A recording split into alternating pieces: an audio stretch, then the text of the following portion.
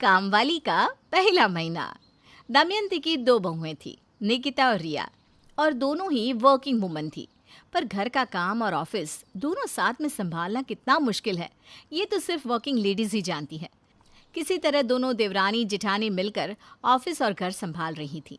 शुरू शुरू में तो दमयंती उनकी थोड़ी बहुत मदद कर दिया करती थी, पर अब उसने भी पल्ला पूरी तरह झाड़ लिया था और ऑफिस का काम और वर्कलोड दिन पर दिन बढ़ता ही जा रहा था। बहू लाए हैं कि नौकरानी? ऑफिस देखो, घर देखो, सुबह सुबह उठकर टिफिन पैक करो। मेरा टमी भी बाहर आ गया है, एक्सरसाइज करने का वक्त ही नहीं मिलता। टिफिन पैक करते करते जब रिया ये सब कह रही थी, उसी वक्त बड़बड़ाती हुई सर पर टॉवेल लपेटे निकिता रसोई में आती है। एक दिन शैम्पू क्या कर लूं, पूरा घर बेचैन हो उठता है। अरे भाई, एक हफ्ते में 2 बार की जगह 1 बार शैम्पू करना शुरू कर दिया है मैंने कि भाई टाइम बचा है। जिस दिन से इस घर में आई हूँ कर्म फूट गए मेरे। चाहिए वर्किंग बहू जो मेरे बेटे को फाइनेंशियली सपोर्ट करे। अरे भाई, तो किचन में आपका बेटा भी तो हमें सपोर्ट करे। ए रिया, वो छुरी दे तो और ब्रेड में बटर लगाओ। छुरी लेकर क्या करोगी भाभी? घर में बटर भी तो होना चाहिए, बटर खत्म हो गया है। कोई ये भी नहीं सोचता कि ज़रा आकर देख ले कि किचन में क्या कम ज़्यादा हो गया है, या लाकर रख दे। कल रात में ही आधा पैकेट बटर अपने पराठे पर डालकर मम्मी जी खा रही थी। मतलब उन्हें पता था कि वो लास्ट बटर है, पर उन्होंने बताया तक नहीं। वही तो, अब उन्हें दिख रहा है कि दोनों बहुएं बाहर और घर दोनों का काम करती है, तो थोड़ा बहुत हाथ तो वो भी हिला सकती है। पर नहीं, जैसे ही बहू आती है सास एक दिन का भी उठाना छोड़ देती है। नेक्स्ट मंथ मेरे प्रमोशन होने के चांसेस है। अब मैं इस तरह घर के काम में लगी रही तो ऑफिस का काम तो छूट जाएगा। ना बाबा ना, मैं ये रिस्क नहीं ले सकती। मैं सोच रही हूँ कि एक काम वाली रख लेती हूँ। क्या कहती है? आपने तो मेरे मुंह की बात छीन ली भाभी। एक काम वाली रख लेते हैं, अपनी अपनी सैलरी से हम उस काम वाली की तनख्वाह आधी आधी दे दिया करेंगे। तभी बाहर से आवाज़ आती है, दोपहर का खाना तो खुद डालना पड़ता है, कम से कम नाश्ते की थाली तो पकड़ा दो बहू। वो दोनों अपना टिफिन पैक कर रही है, ज़रा रुक भी जाया कीजिए दमयंती जी। अरे तुम तो रहने ही दो, बड़े आए अपने बहू के चहीता।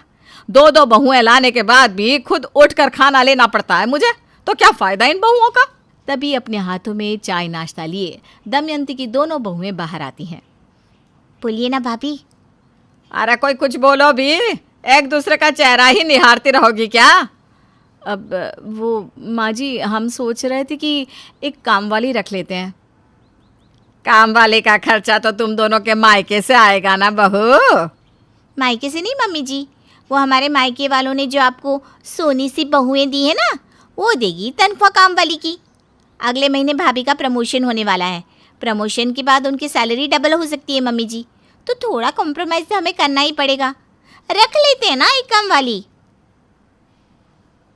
सोचो मम्मी, सैलरी डबल हो जाएगी तुम्हारी बहू की, फिर तो तुम थाट में रहोगी। पहले ही बोल देता हूँ निकिता, तुम्हारा प्रमोशन होते ही मम्मी के लिए एक हाफ सीट रेडी रखना। ऐसा पासा फेंका है तूने कि तेरी माँ ना नहीं कर पाएगी। अब ठीक है, बुला लो काम वाली को, पर देखो उसका काम पहले मैं चेक करूँगी तभी उसे रखूँगी। हाँ, और क्या था, रिया और निकिता को जिस हाँ का इंतज़ार था वो उन्हें मिल चुका था। दोनों बहू सारा काम धाम छोड़कर काम वाली ढूंढने निकल पड़ती हैं और 1 घंटे के अंदर ही रेशम को उठाकर अपने घर ले आती है। माँ जी, ये रही रेशम, हमारी हाउस हेल्प। तो अंदर कैसे आई? दरवाजे से? बाहर जा, बाहर जा। अरे बहू, किसे ले आई तू? इसके कपड़े देखे हैं, कितने दिनों से ना आई नहीं, तू बता। बिना नहाए बिना आपसे जवान लग रही हूँ मैं माँ जी। हाँ? यह किसे उठा कर ले आई तुम दोनों? यह बुढ़िया मुझसे 10 साल बड़ी है और मुझे माँ जी कह रही है। आपकी सोच के अनुसार ही आपको नाम दिया है मैंने। तुम दोनों बच्चियों का क्या होता होगा, इस घर में ऐसी औरत के साथ रहना पड़ रहा है तुम दोनों को। तभी बहस को शांत करती हुई फुसफुसाकर रिया कामवाली से कहती है, मैं आपके आगे हाथ जोड़ती हूँ आंटी जी, थोड़ी देर अपनी ज़बान बंद कर लीजिए ना। एक बार मम्मी जी आपको काम पर रख ले, उसके बाद आपको जो करना है मम्मी जी के साथ आप कर लीजिएगा। बता कितने पैसे लेगी तू? बर्तन, खाना, झाड़ू, पोछा, कपड़े सब मिलाकर 20,000 रुपये। बाप रे बाप, तू तो मेरी दोनों बहुओं की पूरी तनख्वाह ही खा जाएगी। रात का खाना ये दोनों मिलाकर बना लेगी, तू बस नाश्ता और दोपहर का खाना बना। कपड़े में क्या करना है, मशीन है, उसे में डाल दो, कपड़े धुल जाएंगे।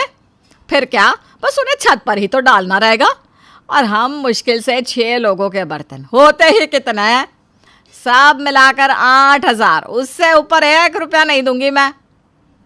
वो तो आपकी दोनों बहुओं का चेहरा देखकर मैंने 20,000 कह दिया, वरना बाकियों के पास से तो 25 से कम नहीं लेती मैं। अरे ना ना। ठीक है, फिर राम राम। आप जैसे ही लोग मिलते हैं मुझे और फिर कहते हैं फटे कपड़े क्यों पहनती है। अरे भाई, पैसे दोगे तब तो अच्छे कपड़े पहनूंगी ना मैं। निकिता चुपके से दमयंती को इशारा करती है। अच्छा ठीक है माँ जी, आप जो दे बस। देख लिया, ऐसे होता है काम। और रेशम को अपनी सास के भरोसे, या ये कहे कि अपनी सास को रेशम के भरोसे छोड़कर दमयंती की दोनों बहुएं ऑफिस के लिए निकल जाती हैं। माँ जी, बर्तन साफ कर दिए मैंने, अब बताइए दोपहर में क्या बनाना है। चल तो रसोई में, पहले मैं देखती हूँ कि कैसे बर्तन साफ किया है तूने। दमयंती रेशम के साथ रसोई में जाती है और वहाँ पड़ी एक प्लेट को उठाती है। हे राम, ये कैसे बर्तन धोए हैं, दाल तो वैसी ही चिपकी हुई है।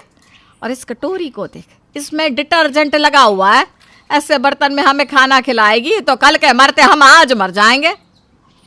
ऐसी बात है तो आप मुझे बर्तन धोकर दिखा दीजिए माँ जी। वैसे भी ना अभी कई बर्तन बाकी हैं। और रसोई की बाकी सारे बर्तन रेशम निकाल कर दमयंती को धोने के लिए दे देती है।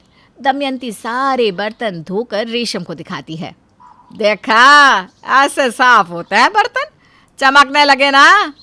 हाँ हाँ माँ जी, अब तो आप आराम से अपने घर के सारे ड्रेसिंग टेबलों को हटा सकती हैं, क्योंकि इन बर्तनों में ही चेहरा दिख रहा है।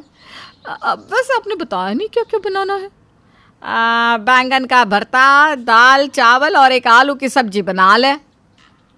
बैंगन जो खुद बिन पैंदी का है उसे क्या खाना माँ जी, और आलू खाने से तो ऐसे भी मोटापा होता है। कुछ और बताइए। बिन्स जानती है तो, बिन्स की सब्जी बना ले। वो तो मुझे आता ही नहीं। वैसे मैंने पहले से ही बीट काट कर रखे, बीट की सब्जी बना देती हूँ। रेशम दोपहर का खाना बनाकर सभी को हाथ में थाली पकड़ाती है। अब तो खुश है ना दमयंती, तेरे हाथ में आकर कोई खाने की प्लेट दे रहा है।